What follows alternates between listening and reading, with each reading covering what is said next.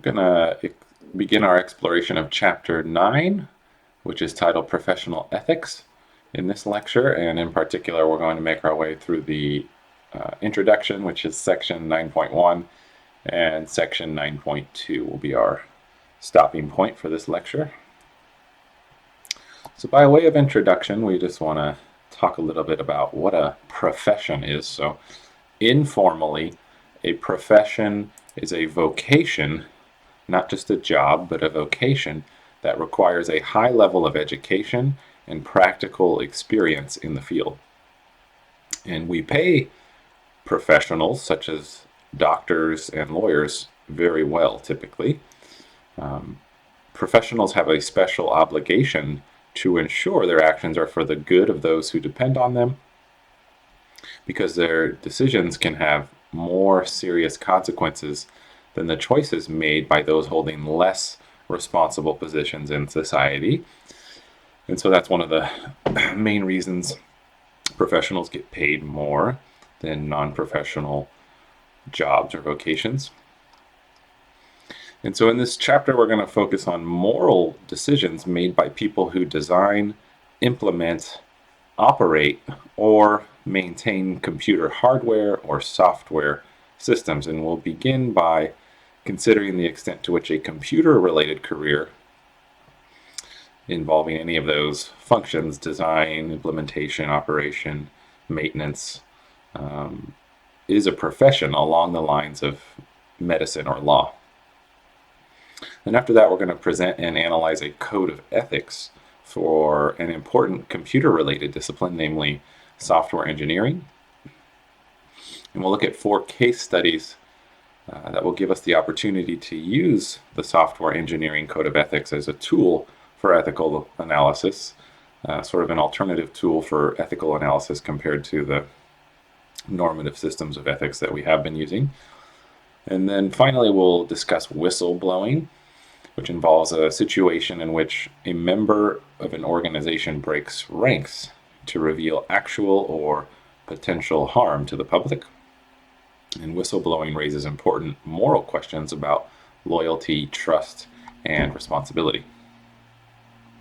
There will be 2 accounts of whistleblowing that will illuminate these moral questions and demonstrate the personal sacrifices whistleblowers have had to make for the apparent greater good of society. And then we'll also consider the important role management plays in creating an organizational atmosphere that either allows or suppresses internal dissent. All right, so section 9.2 is titled with this question: how well developed are the computing professions? We know that millions of people have a computer-related job title, such as computer engineer, computer scientist, programmer, software engineer, system administrator, or systems analyst.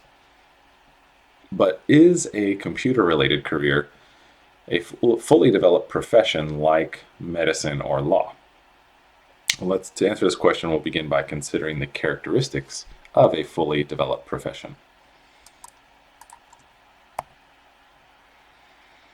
So a fully developed profession has a well-organized infrastructure for certifying new members and supporting those who already belong to the profession. Ford and Gibbs have identified 8 components of a mature professional infrastructure. Number 1, there is an initial professional education. And this will involve completing formal coursework that the candidates have to do well in and successfully complete before they can begin practicing the profession. Second, there's accreditation, which is a means of assuring that the formal coursework meets the standards of the profession.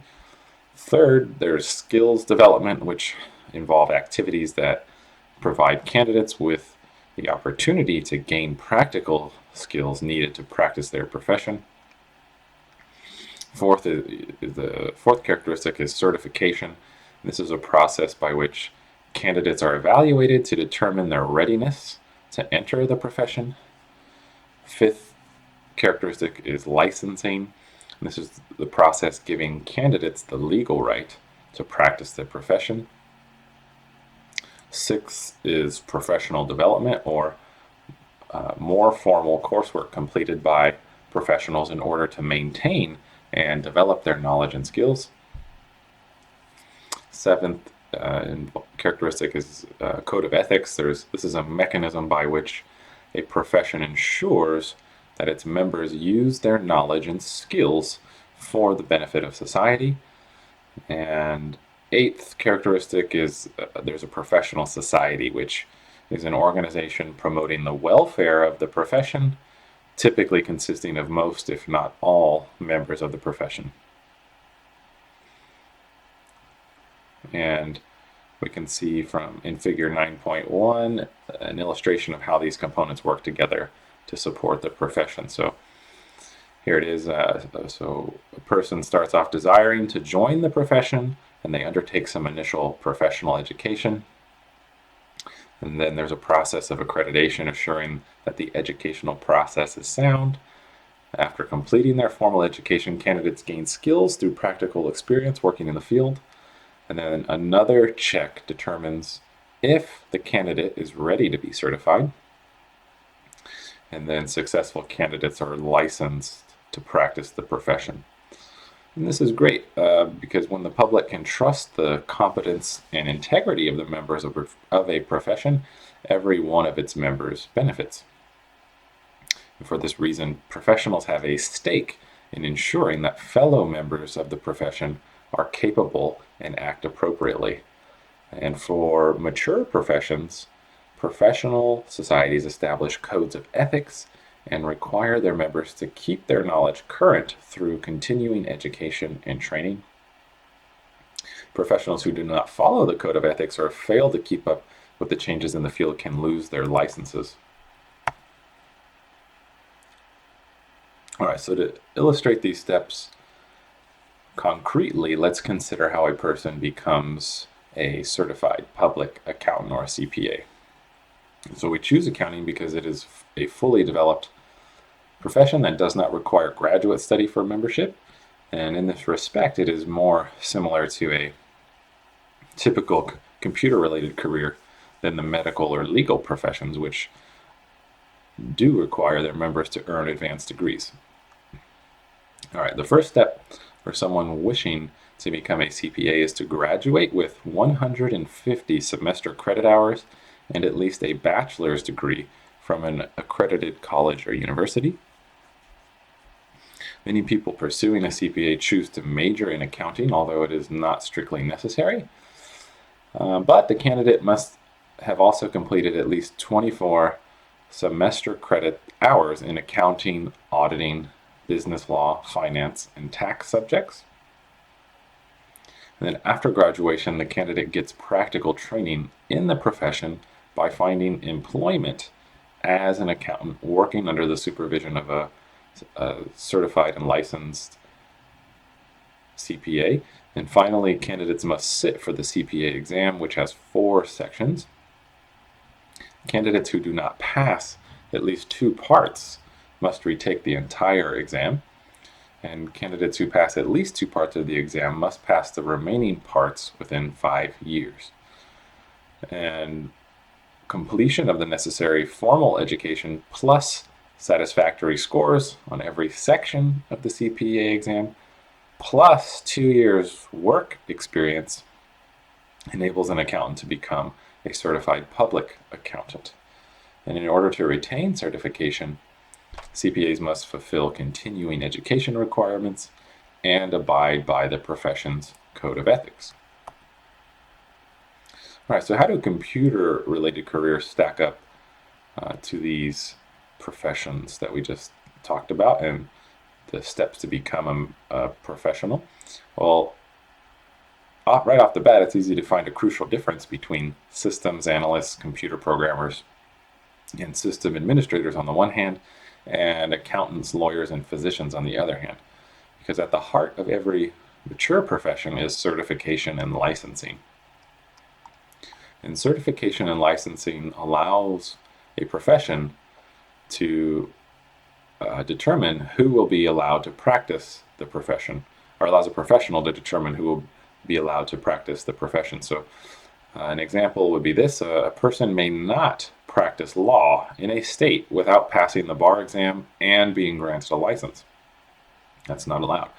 By contrast, people may write computer programs and maintain computer systems either as consultants, sole proprietors, or members of larger firms without being certified or having been granted a license.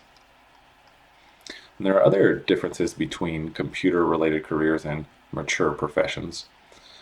In particular, a person does not have to complete college or serve an apprenticeship under the guidance of an experienced mentor in order to gain employment as a programmer, system administrator, or systems analyst. The vast majority of people who hold computer-related jobs do not belong to either of computing's professional societies, and it's up to the particular employers to monitor the behavior of their employees and guide their continuing education. There are no professional organizations, in other words, that have the authority to forbid someone from managing computer networks or writing computer programs. Another important respect in which computer programmers differ from most professionals, such as dentists and ministers, involves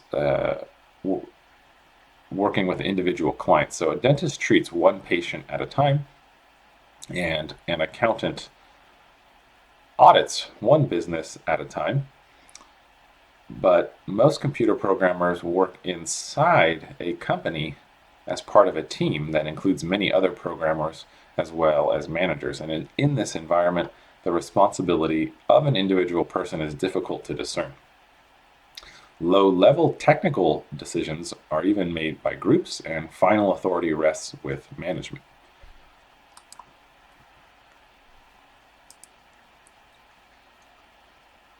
Software engineers are somewhat of an exception.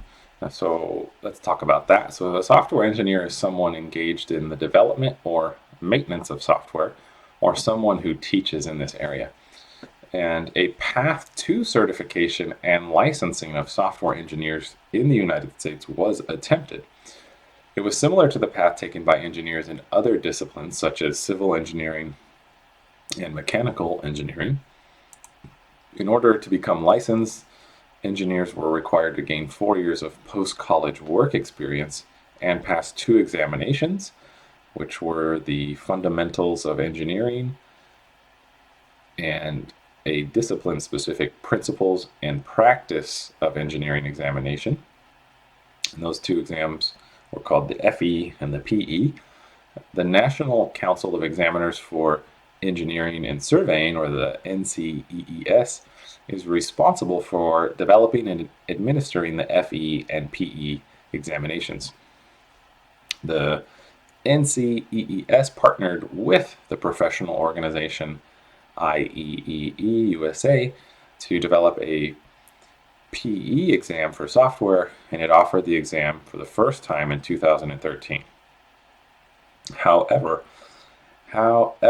only 81 people took the exam in the first 5 years, and in 2018, the NCEES Board of Directors voted to discontinue the exam after offering it one last time in April of 2019.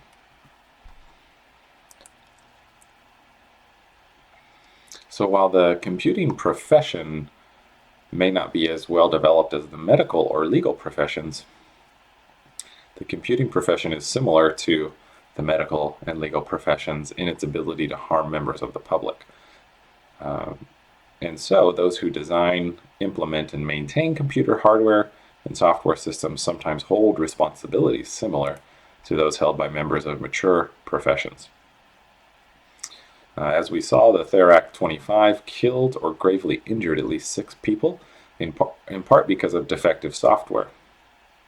And so while it's true that most software engineers do not write code for the safety critical systems, or for safety critical systems such as linear accelerators or self-driving automobiles, society does depend on the quality of their work. And people make important business decisions based on the results they get from their spreadsheet programs. Moreover, millions of people rely upon commercial software to help them produce their income tax returns. And we've seen that errors in programs can result in such harms as lost time, incorrect business decisions, and fines. And system administrators are responsible for keeping computer systems running reliably without infringing on the privacy of the computer users. All right, so we've up until this point, we've seen that perhaps one of the most important decision-making skills to develop in the ethical domain, in where it intersects and coincides with information technology, is the ability to apply the viable ethical normative systems of ethics presented in Chapter 2, which were Kantianism, utilitarianism, social contract theory, and virtue ethics, because those four general normative systems of ethics contain important insights into what it means to do the right thing. But we can introduce an alternative way to try to make ethical decisions. And it would be to learn to apply the software engineering code of ethics and professional practice, which is endorsed by both the ACM and the IEEE-CS.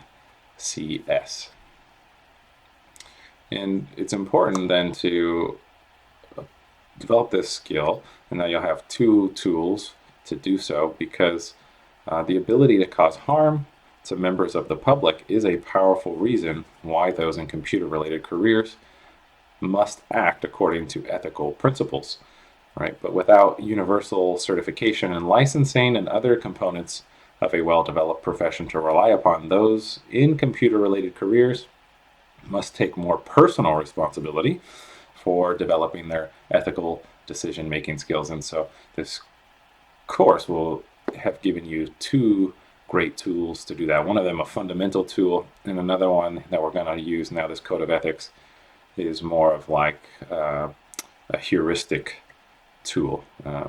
So save you time perhaps if you don't have as much time to apply the more fundamental moral principles that come out of normative ethics.